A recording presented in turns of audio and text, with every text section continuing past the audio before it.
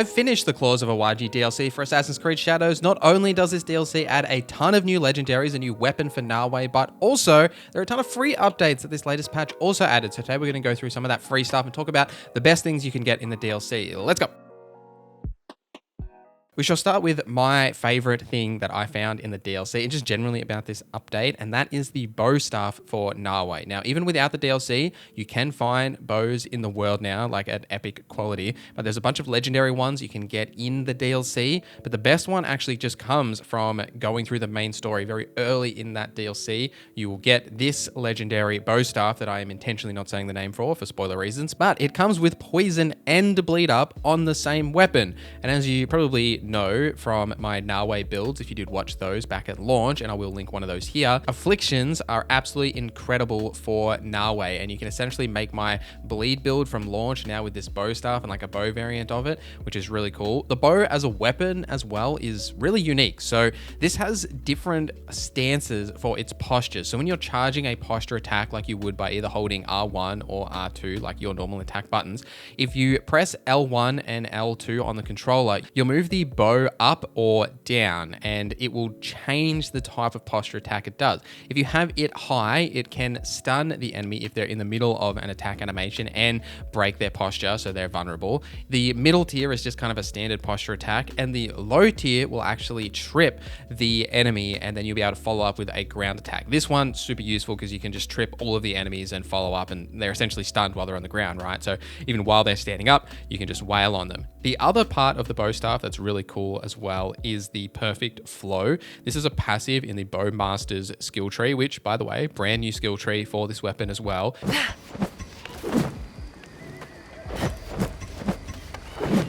Now, the perfect flow passive, what it does is by timing your light or your heavy attacks, when you see the bow staff flash, you will deal extra damage as well as get additional adrenaline gain if you do get the other levels of the passive as well. So there's a bit of flow, perfect flow, I guess that makes sense, to using the bow by triggering these attacks. Now, on top of that, if you combine this with the Bowmaster's outfit, you can actually do like an AoE sort of stun staggery attack with the Bowmaster's outfit as well. Now, the Bowmaster's outfit is found at Yura Castle. Now, this is a standard castle that you would expect in this game where you need to defeat the Daishio, and once you've done that, you'll be able to unlock the chest. This is found on the southeast side of the Awaji Island, and then nearby to that, you'll actually find the Yura shipyards, which is where you'll be able to locate the headband for this armor piece, which gives you an extra chain assassination. Now, speaking of that chain assassination, that's also why the bow is good. Just another reason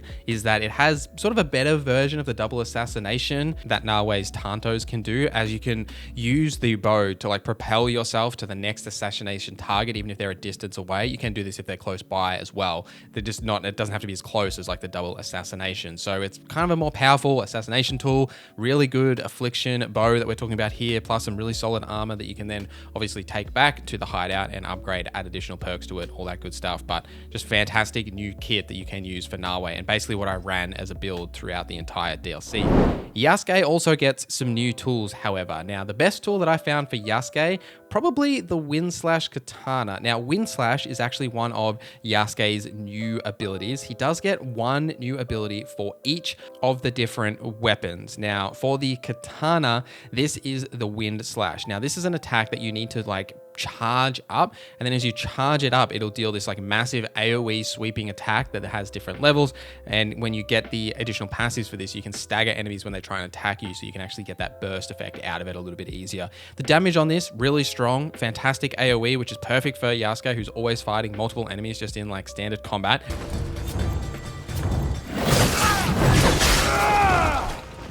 Now, if you want to get this katana, you will have to bear with me as I didn't write down exactly where you get this katana in my notes, because I have a new puppy, if you didn't see it on my post page, so I'm a little bit behind on work and just, you know, generally get distracted sometimes because I have a cute dog. But enough about me. This katana is actually found at the Iwaya Castle, I believe. Do correct me if I'm wrong, put it in the comments and where you can actually find it. I'll bring you the comment if it is actually correct. But I believe it's found at this castle, and you'll be able to get the katana just by taking out the Daisho and then collecting it from the the chest. But I don't have it in my notes, nor could I find footage of it, so please correct me if I'm wrong. Now, if you're thinking about like other tools that he has available, most of the new abilities are like pretty okay. Like I'm not really a fan of the Konobo one or the bow. Like the bow is kind of like a melee attack and then like a shotgun blast of arrows, and the Konobo one, he just throws it. It's kind of meh. I do like the Naginata one. That's like that hurricane attack. That's kind of cool. It's called Hurricane, which kind of makes sense. And you essentially just spin the Naginata around and around and around, and you can deal a solid amount of damage out of this. On the higher difficulties, it doesn't shred enemies, but it does stagger them, which is quite nice. There is actually a new Naginata legendary that you can get near the Euro shipyards by dueling an individual down there. It's a side quest. The perk on this weapon is plus 15% damage for 3 seconds after parrying up to 30%. So quite a solid perk and quite a solid weapon, but the Hurricane ability is probably one of the better ones, just like Wind Slash is. Now, outside of this DLC, there is a bunch of hideout changes that have come to the game that I do want to draw your attention to. So all of your hideout, if you go into the upgrade as you typically would for improve, there are new tiers for all of the major buildings. For example, with the Forge, now you can actually upgrade your epic and legendary weapons and armament trinkets to a new quality, which will improve their overall stats. Fantastic if you are playing on the higher difficulties like the new Nightmare difficulty, or if you are going into New Game Plus, definitely worthwhile.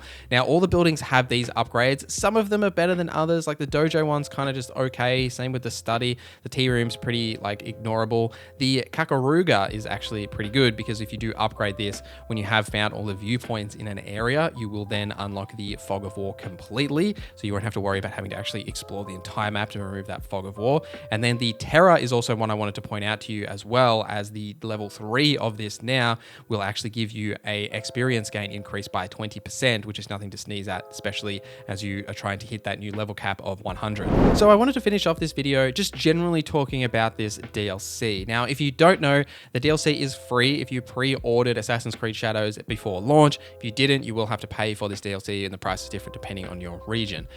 Should you pay for this DLC? Is it worth it? I actually kind of think it is. I really enjoyed this DLC. There's some interesting quest design that's quite different to the base game. Even the first quest with the puppet show, I really enjoyed. And then after that, a lot of the main quests will actually see Yasuke and Naoe interacting together and participating in the quest together. And you see them on screen together and doing all that stuff, which is the main criticism that I had of Assassin's Creed Shadows at launch, other than the fact that I wasn't a huge fan of playing as Yasuke, was that, you know, you never see them on screen together or doing missions together. It's just you pick one and the other one just like disappears. I really love that this focuses on them together, working together and doing things and focusing on their strengths, and you feel like they're a bit more of a team and actually doing stuff, which I really appreciated. Plus, outside of that, the story here is basically the conclusion to Assassin's Creed Shadows' main story, as heavily involves events that you learn about in the epilogue of the main game with Naoe and Yasuke, and really just tying all that together. I think this is a really nice conclusion to that story, and definitely worthwhile doing if you did complete